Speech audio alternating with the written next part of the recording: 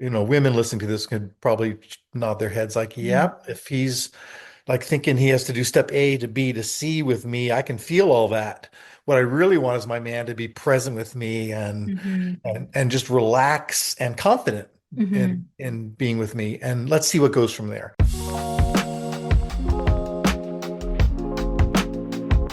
Welcome to the Owning Your Sexual Self podcast. I'm your host, Rachel Main, sex and relationship coach and therapist, and I'm so honored to have you here. This podcast was created as a space for honest, nuanced, shame-free conversations about sex, intimacy, desire, relationships, and what it really means to feel at home in your body. Whether we're talking about pleasure, boundaries, communication, healing, or the messy middle of long-term relationships, this is a place where you don't have to have it all figured out in order to belong. As I enter into my 6th year of podcasting, I feel more committed than ever to helping you soften the pressure, trust your body, and build a relationship with your sexuality that feels grounded, empowered, and true to you. So take a breath, let yourself arrive, and know that wherever you're starting from is more than enough. Now, let's get into today's episode. Hello, everyone. Welcome back for another episode of Owning Your Sexual Self. I am excited to have on a guest today. This episode is going to be for the male listeners, or if you're a female listener and you want to send this over to your partner, this could be helpful and supportive for them. Today, we're helping men understand the physical, mental, and emotional aspects of becoming the lovers that they believe that they can be and that they want to be. And so I have a guest on with us today, Jim Benson, who has spent over 2 decades helping men become more confident, connected, and more skillful in their love giving. And his flagship online program, Multi-Orgasmic Lover, has reached more than 10,000 men worldwide and is widely regarded for its physical, body-based approach that helps men experience greater stamina and more pleasure. I'm really excited to have Jim on the show. Fun fact, he is a certified sky dancing tantra teacher that I cannot wait to hear more about what that is. Also a trained counselor and a longtime professional certified coach with the International Coach Federation. So really excited to have Jim onto the show today. Thank you so much for listening, and let's get this episode going. All right. Hi there, Jim. Thank you so much for coming onto the show today. It's really a pleasure to have you. I'm glad to be here, Rachel. Thanks for inviting me. Yeah, absolutely. And yeah, pleasure to have you. We get to talk about pleasure today for the men that are listening to the show, or again, partners that are listening that want their men to experience more pleasure. But before we get into that, I'm curious. I'd love to just ask everybody that comes on the show just their origin story, if you will, because I think Mhm. that most of us, some of us grew up thinking, okay, when I grow up, I'm gonna be talking about sex for as an adult. But for most of us, this path found us in a way. So how did you stumble upon this work? Yeah, I mean, I did not pop out of the womb being a sexpert, that's for sure. Um, I was raised in a very strict religious and military household in the deep south of the US. So, Double whammy uh, there. yeah, I don't know, I lost track of how many whammies there were, but, um, and I was a late bloomer. I didn't even kiss a girl till I was in my 20s, probably. So, Uh, at some point when I was going to get married in my late 20s, my fiance left me because I wasn't really bringing it in the bedroom. Hmm. So I thought, after she moved out, I thought, I've got to figure this sex thing out because Hmm. I'm really not good at it. Hmm. So I did workshops, I studied individually with teachers who came and trained me, and I started studying Tantra. I got Margot Anand's book, The Art of Sexual Ecstasy, Hmm. and started to do practices in that book with partners. And then I did a love and ecstasy training with the Skydancing Tantra and Margot, and finally took a teacher training with her to Nice. become a Tantra teacher. And then a year later, Margot and I started teaching together. So we led groups in Europe and in the US. And in fact, Margot and I still work together. And I'm going to Bali next month to Mm. lead a teacher training with her. So we're training 60 teachers in Skydancing Tantra in Bali together. Amazing. Amazing. Wow. Yeah. Yeah, just like one thing led to another, it sounded Yeah. like, and you just really, yeah, found your calling, found your home in this line of work, which I think is such a gift, and it makes it a lot easier for us to do this work long term when we are actually connected and living and breathing what we're doing. So, Yeah, and Margaret was great because at some point she was like, "You have to go teach men. Go out and teach men to, learn to be better lovers and how to last longer and become multi-orgasmic." And I was like, mhm. "All right, I can do that." And since she's part witch, I think she made things happen for me. So Yeah. my first group was full. Yeah. Wow, Amazing. Yeah. nice. When I first read the Skydancing Tantra teacher, I read it as skydiving Tantra. So I was like, wow, this is new to the show. But can you tell us a little bit about what that is, like Skydancing Tantra? This isn't the first I've even heard of the term. Mm. Well, skydance is Margot's version of Tantra. So she went to India in the 60s and 70s, studied with Osho, and did a lot of crazy things, Mhm. put in a room, had sex with a lot of different people, and Mhm. did all these different practices. And so when she came back into Europe, she added those practices she learned with some bioenergetics and somatics and some psychology and created something called Skydancing Tantra. So I think you could say fundamentally it's conscious sexuality. Mhm.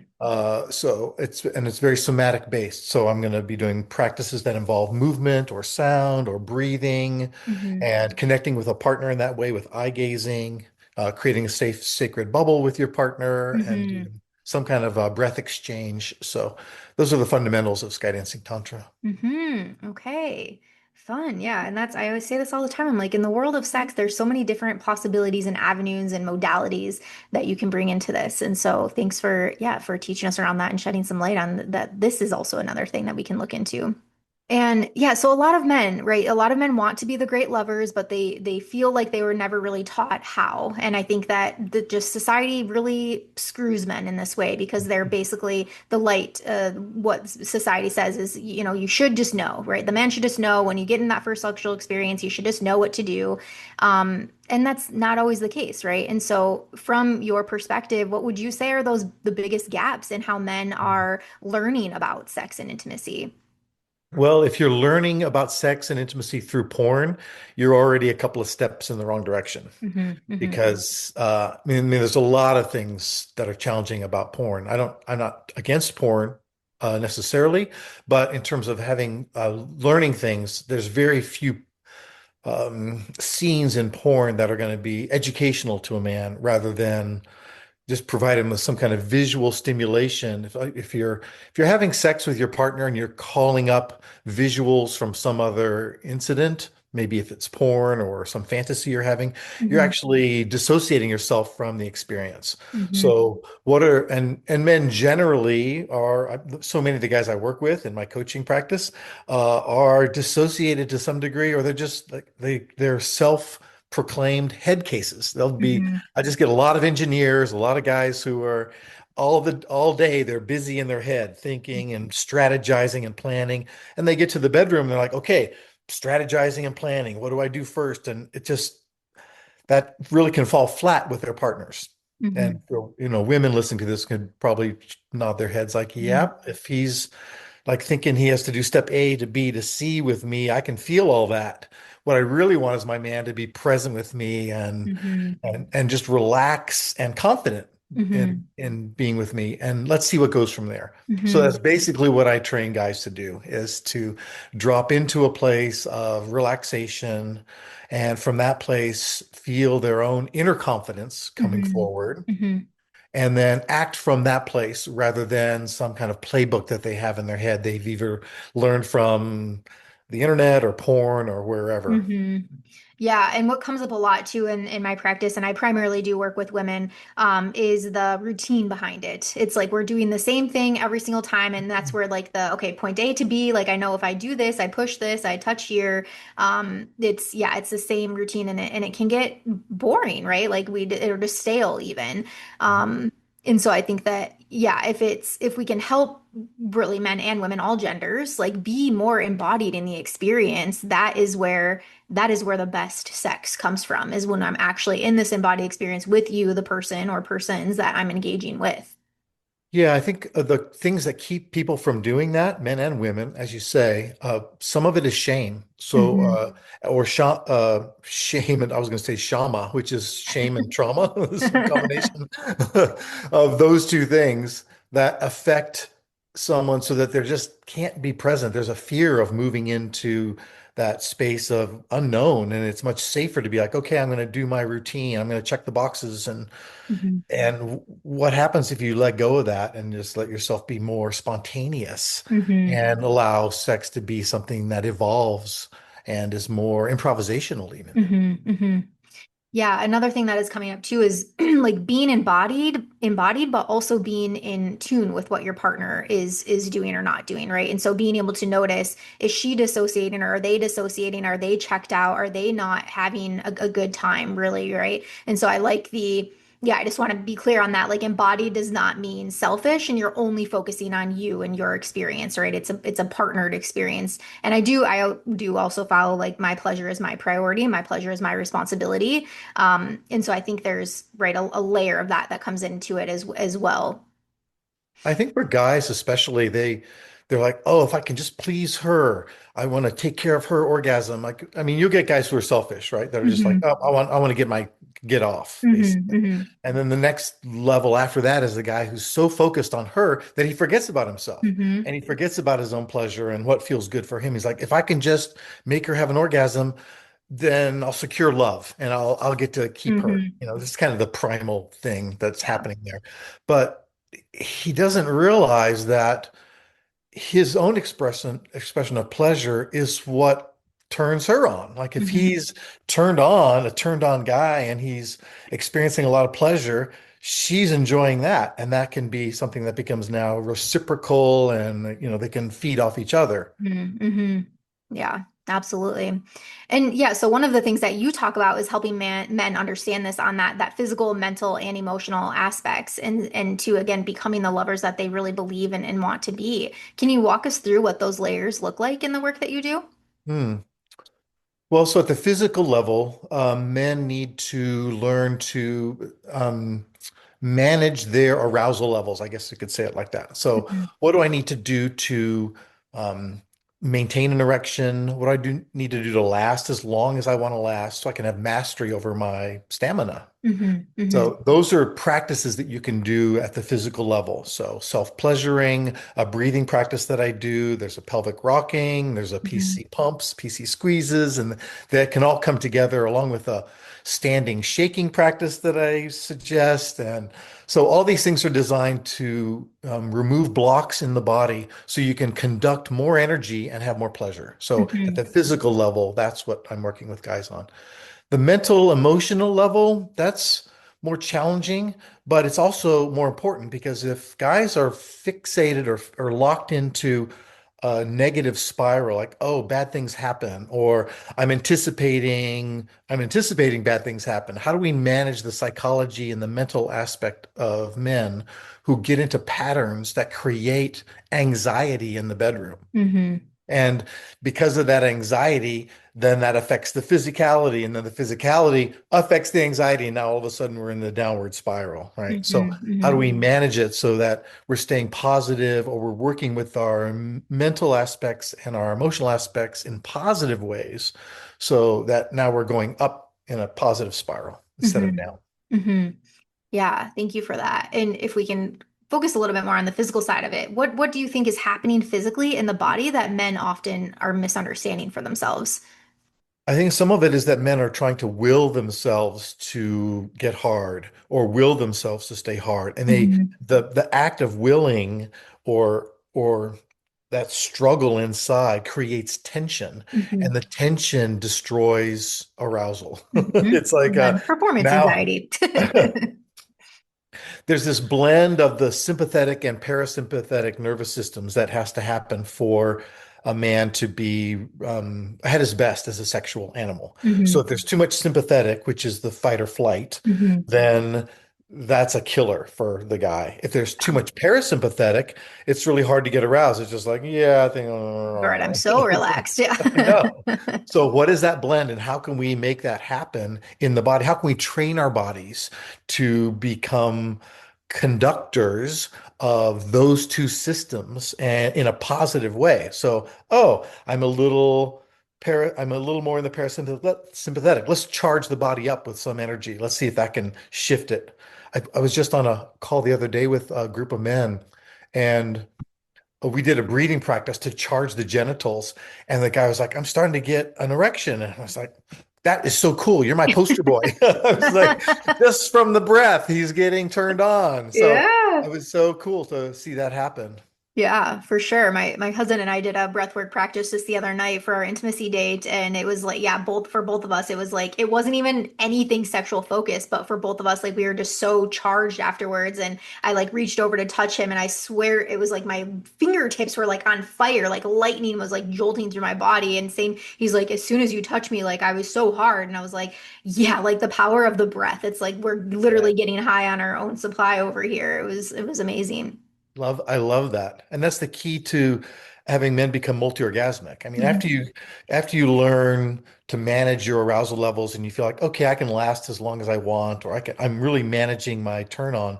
What's next after that? And that's Mhm. where the tantric practices of let's conduct more energy in my body. Let's learn to surrender and let go in ways that I might not think that it's possible for me. Mhm. And Mhm. if you think about for some men, they're like, "What do you mean multi-orgasmic? Do you mean I ejaculate multiple times? I can't do that since I was a teenager." I'm Yeah. like, "No, that's not what we're talking about. We're Yeah. talking about opening up energy channels in your body, which can sound kind of woo-woo, but Mhm. it's just Here true for that it. Yeah. that's what happens." And so once those channels start to open up, then you conduct more energy and you can start having non-ejaculatory, full body Mhm. multiple orgasmic Mhm. experiences. Mhm. And that's when it gets really good because if you're having that with your partner and they're having the same, all of a sudden it's turning into kind of a magical experience. Mhm. Yeah, I'm so glad you put voice to that too, because I know that, right, there's men in the world that this has happened where they have that orgasm or they have that feeling that build and that come down of an orgasm experience, but they're not coming. They're like, wait, what just happened? Right? It's like Yeah. this mind-blowing effect that happens. And yeah, and then people like us, the educators in the world, are like, yes, like just like celebrating, you're doing it. Yeah. And the first time it happened to me, again, it was just like, oh my God, what was Yeah. that? And I probably spent 10 years trying to figure it out after that. I'm like, Yeah. I gotta get back to that. I gotta get back to that.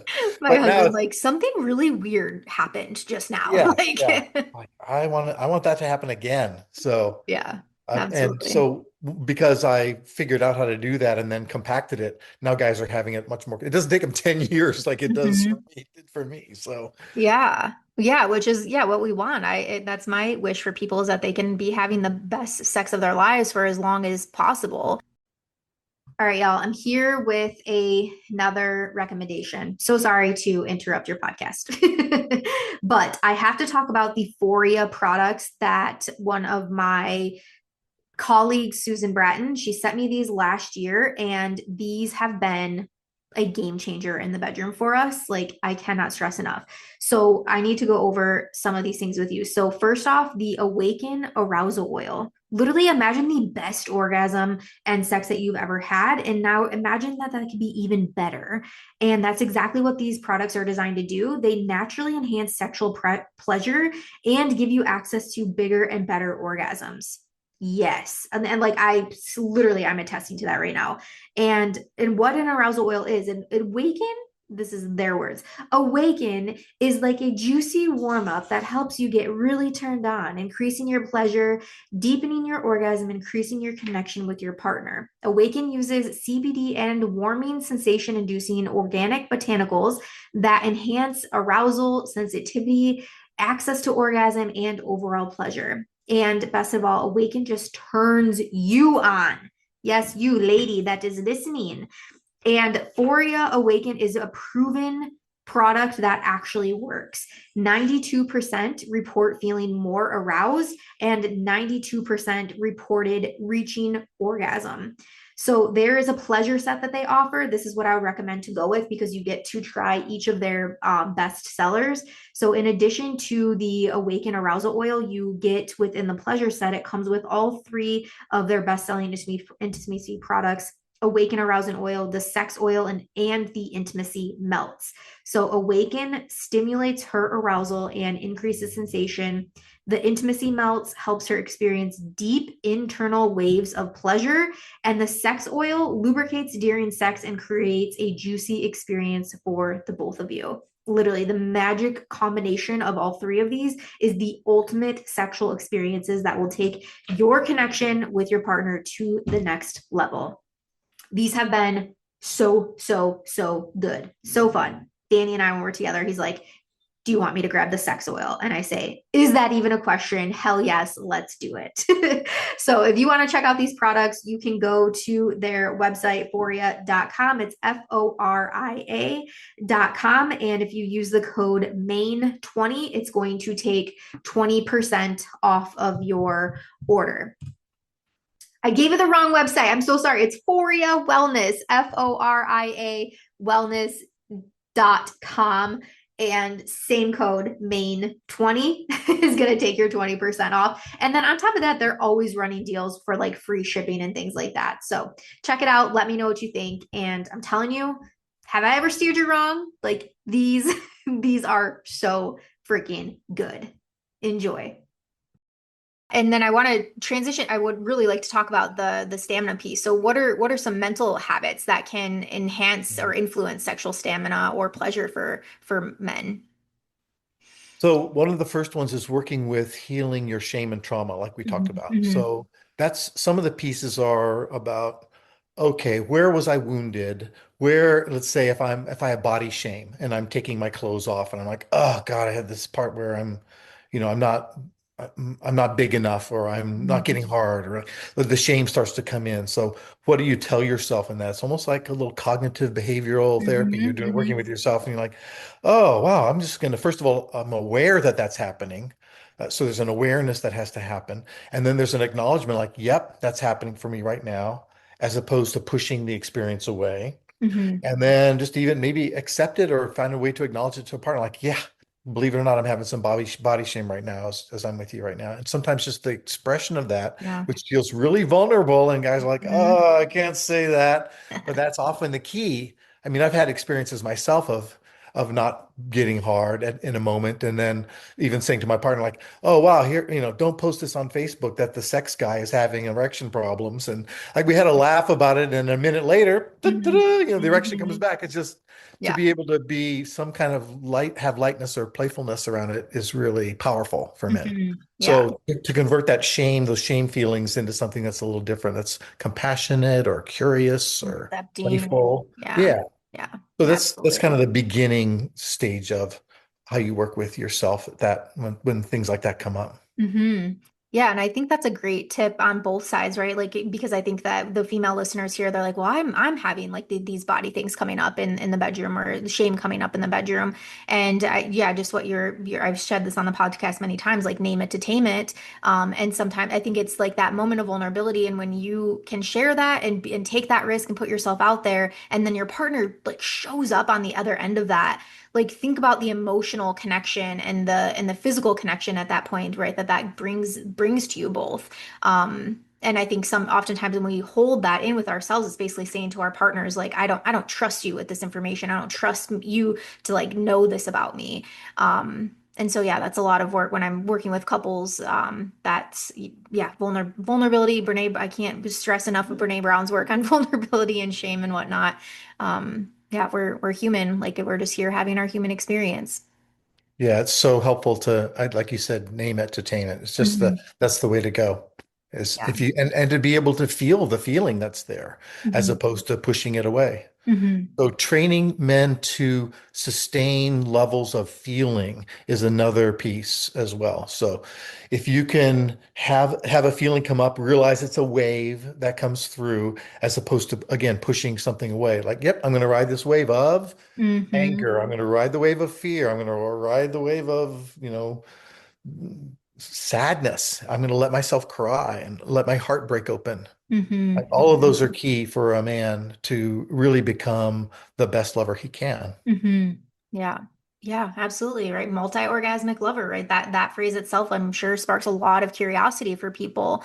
And you've given us some clarity around like what that actually means. It's not necessarily multi-ejaculation, though that's possible too, but it's really like this the embodied, long-lasting pleasure that a person can feel. And as you become more skillful, so it's an amazing experience as you age. For Hmm. instance, like I'm having the best sex of my life in my 60s. Hmm. And so, even though I would say I had more ejaculatory power when I was in my 20s, Hmm. so as that goes down, the speed of your refractory period and all those things that goes down, Hmm. something else is going up, which Hmm. is conscious awareness in my body of my Hmm. turn on and my ability to conduct energy in my body. So Yeah. that becomes an amazing experience for partners, me and Hmm. my partners. Hmm. So often I have had several guests. I've been podcasting now for 5 years, and I had several guests that are in their 40s, 50s, 60s, and many of them have said that same thing. And I think it's also, we hope that especially when you're in this work and you're doing this work, which again many of the guests on are doing this work themselves too, you reach that point where that shame is not feeling so heavy. I don't know necessarily if like shame ever fully goes away. I think like Right. once we heal something, the next thing is like, haha, you're ready for this thing now. Like here's your next adventure. But we can learn the tools to manage it better and right and like take those moments of vulnerability even with partners or with self to I like your analogy. You're speaking my language, Jim. Like ride the wave. Yeah. And for me, when the shame goes from being like front and center, like, okay, it's like loudspeakers blaring at me to this kind of radio hum in the Hmm. background, right? It moves to the background. It's like, "Brrr," Hmm. and I notice I'm like, oh yeah, there's a thing back there again. Yeah. Hmm. It doesn't go away. I'm like, yeah, but Yeah. it's a lot smaller and it just doesn't have the effect that it does because I know that I'm not that. Hmm. I'm not that shame boy. Yeah. Yeah. I also find it really helpful if you can really visualize your shame and so come up like does it have a name? Does it have a color? Like what do you Yeah. see? And so yeah, for people it's like get out of here, Karen, right? Like Karen, you're not welcome here right now or whatever you want to name the thing. I think that can be helpful and also like a playful approach to it as well. Sometimes I give it a voice like, "Yeah, you'll never be a good lover," or Yeah. you know, like, kind of make a funny voice, and it just disappears. It's like, Exactly. Yeah. okay, yeah, I'm Yeah. busted. Yeah, exactly. Exactly. Yeah, I think like laughter, joy, pleasure, all of that is what is the antidote to shame, right? Like that's what how we cure it, stepping more into that. Okay, so switching gears, I'm curious more on the sky dancing tantra piece of your work. And so I think that tantra is something that can just feel really mysterious or be really misunderstood by people. And so could you explain to us a little bit more, maybe for somebody that is newer into this work, how tantra might show up or how it can even change the intimacy that they're having? Hmm. Well, let's say that you're used to having kind of more automatic sex, missionary position, or maybe just two positions that you have in the bedroom. Hmm. There's not a lot of eye contact. You're kind of searching for your orgasm to get to do the thing you get it. Like maybe if you're a woman, you're rubbing your pubic bone on your partner's pubic bone in order to stimulate your clit, Hmm. or there's a certain way you need to move. So there's a focus like, okay, there's these things I have to do as opposed to, okay, what would genuine connection with my partner look like? Hmm. What would it be if we have more eye contact? What would it be if we started to breathe together? Okay, let's inhale together and exhale, and we're doing eye gazing together. And this feels uncomfortable or odd, but I'm going to keep doing it because, there it is. That feels good. Oh, and now, so maybe you could invert your breath. So you're breathing up into your heart region and you're giving to your partner from your heart. And then they're breathing in what you're giving them from your heart and down to their genitals. And then they're giving to you. So there's a kind of circuit Hmm. that's created in the breath, using the breath and Hmm. visualization. And this way you're starting to feel more deeply connected to your partner, and it's not about trying to search for this orgasm, this ejaculatory or this burst of orgasm. It's Hmm. more about what happens when we're both present with each other and we let a spontaneous experience happen between us. Hmm. So there's principles of skydancing tantra, like I mentioned, movement and breath and sound, and you can use all these things. You can create a sacred space, a bubble around your practice together, and do honoring of each other's hearts. You do put on my hand on your heart and honor your heart, or honor your genitals or your third eye. So Hmm. there's different rituals to do, but for me, when I think about that, I don't do that when I make love anymore. It's not like, okay, we're going to create a sacred bubble. I'm just focused on being present with my partner and seeing what emerges. I keep saying that over and over, but that Hmm. seems to me to be the key. It's Hmm. not about necessarily rituals that you do, although they can be beautiful and help you connect. And that's the point, is like, what things can we do that helps us connect more deeply? Hmm. Hmm. Yeah. And I would love to, I'm not sure if you get to hear much from the partners, but since there are many listeners of the show that are women, and a lot of listeners too are navigating intimacy in long-term relationships, I'm curious about your perspective on this. And so what does it look like when a man becomes more embodied and skillful in his sexuality within that relationship? What do the partners start to notice in this? It depends on the partner's level of consciousness, we could say. Hmm. Hmm. So if a man is doing this good work and he comes to his partner with it, if she's not also doing good work, she could feel really threatened by it and be like, "Oh, Hmm. wait, whoa, whoa, whoa, whoa. I like the lights off and to be have some clothes on and only do it at this certain time when the kids are going. Like there's her own fear will start to Rhythms, yeah, will yeah. start to come up. But other women will be like, woohoo, yay, I can't, I'm so excited now. You're Hmm. pushing the edge for me. This is great. So we're Hmm. challenging each other. And so she could be very thrilled by this. So it depends on where she's at exactly. Hmm. And I see both of those in my practice. Hmm. When I work with guys, they're like, she's not gonna go with this. She's not gonna say yes to the things that I'm doing. I'm like, she should just try it. You never know. So Hmm. kind of scoot him in that direction and see. Yeah. And other times the guy will be like, hey, can you talk to my wife? Because, I think she could tell you things about me without me being there that would be really helpful for the process that we're working on. Hmm. So when I talk to her, sure enough, and when she's on board, then that's when Yeah. the change really starts to happen, is when the woman is on board and she's like, all right, my man's doing the work. Let's go Hmm. for it. Hmm. And so things skyrocket when that happens. Yeah. Yeah. Any advice for women listening on how can she be more Mm. encouraging or more supportive in this way for a man that might be stepping into this work? I have a whole article on how to talk to your man about sex. Mm, perfect. So if you go to awakenmasculine.com, my website, I'm trying to remember the name of it, but it's all about this is a woman's guide to talking to your man about sex. And it's like choosing the right time to do that, Hmm. not, and then let him know, this is going to be light and easy. It's not all serious. It's not like doom and gloom. Uh, and then talk about what's going really well and what you really like about it. It's Hmm. like almost like A a little sandwich. performance review at work, right? Yeah. But yeah, and then here's the things that you'd really like to change, and you really have to manage your own critical nature, because I would say that the number one killer for men in the bedroom is the woman's criticism. Hmm. And I either get guys who say, wow, the thing that she said 3 years ago is still sticking with me. And it's like, gnaws at me that she said that and I Hmm. can't stop thinking about it. Hmm. Hmm. So, how to present material, not from your critical nature, but from one that's more encouraging or helpful Yeah. for a man. Yeah. Thank you. Yeah, we'll link that website in the show notes so people can go and find that. And yeah, thank you. Mm. And before we wrap, I would love to just have something practical for listeners. So if somebody's listening to this, what is one thing that they could do now to shift into this more embodied experience? Hmm.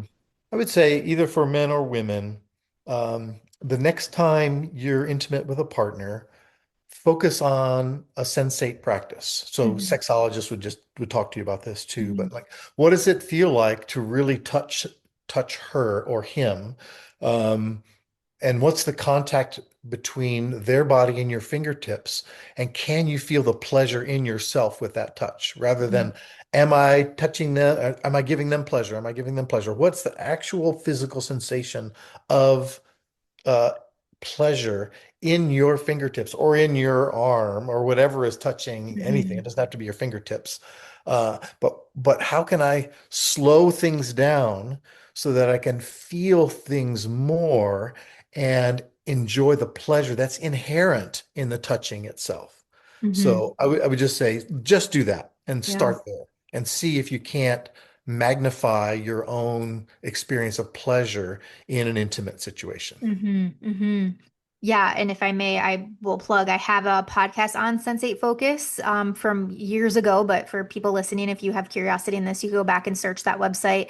And another thing that was coming up was the 3 minute game, being able to do that exchange back and forth of touch and consent and exploration and whatnot. And so we have an episode on that as well. I've talked about 3 minute game often on the show. It's one of my favorite things for partnership.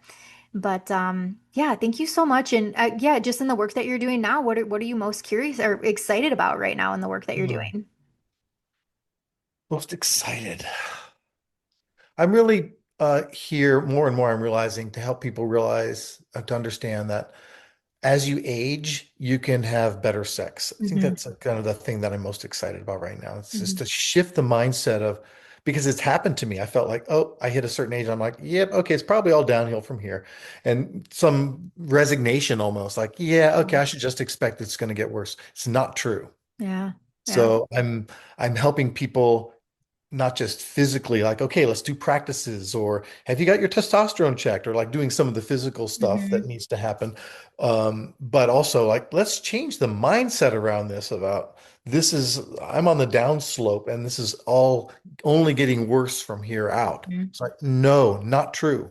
Yeah. And Yeah. I'm a living example of that, and you can be too. So I'm kind Hmm. of want to like shake people, like, you can do this. Yeah, I have a colleague of mine. She works a lot with midlife women, and she calls it midlife magic, right? Like that perimenopause, Yes, like menopausal time. And my yes. my wish for people is that it we don't have to reach that tipping point in life to where things start to get bad or you start to feel that decline for that to be the wake up. And I think so much of this is also just expanding your lens of what is sex and what is intimacy. It's not just P and V, right? And so I think that can help people gain this consciousness even earlier in life, so that when, yeah, your 50s and your physical decline or things happen or your cognitive decline even starts to happen in later age, like you're ready, you're prepared, you're like, oh yeah, I'm like I already have all these tools, right? Like bring it on. Yeah, that's great. I love that. I love that idea of starting early Mhm. and as a preparation for when you get to be an old guy like me. Not old. Age is just a number. Where can listeners go if they want to learn more about your work or even become a person in your program? Awakenedmasculine.com is my Okay. website. And for guys, I have a free training available there. It's called 33 Ways to Touch Her. And Hmm. it's me with four different models. Hmm. And I just talk about these different ways to touch a woman. So Okay. if you want some education, it's a free training at my Hmm. website, awakenedmasculine.com. And Yeah. I'm also accepting clients for one-on-one coaching for Okay. men. Perfect. And you said you're in Mass, but you work virtually anywhere, Yeah. anybody in the world? I have Perfect. clients all over the world. Yeah. Yeah. Yeah. Beautiful. Thank you so much for coming on the show today and sharing all of your insights. I really love this conversation and really hope that this episode helps people deepen their connection both with themselves and with their partners. Yeah, me too. Thanks for inviting me, Rachel. Absolutely. Thank you so much for spending your time with me today on the Owning Your Sexual Self podcast. If today's episode resonated with you, I invite you to pause and notice what stood out, what stirred something in you, or what you might want to explore a little bit more gently this week. If you'd like to support the podcast as it continues into its 6th year, subscribing, leaving a review, or sharing this episode with someone that you trust and love truly, truly means the world to me. It helps these conversations reach more people who need permission to feel less alone in their sexuality and their relationships. You can find more resources, programs, and ways to work with me in the show notes, and I'd love to connect with you beyond the podcast. Until next time, keep honoring your body, your boundaries, and your becoming. I'll see you soon.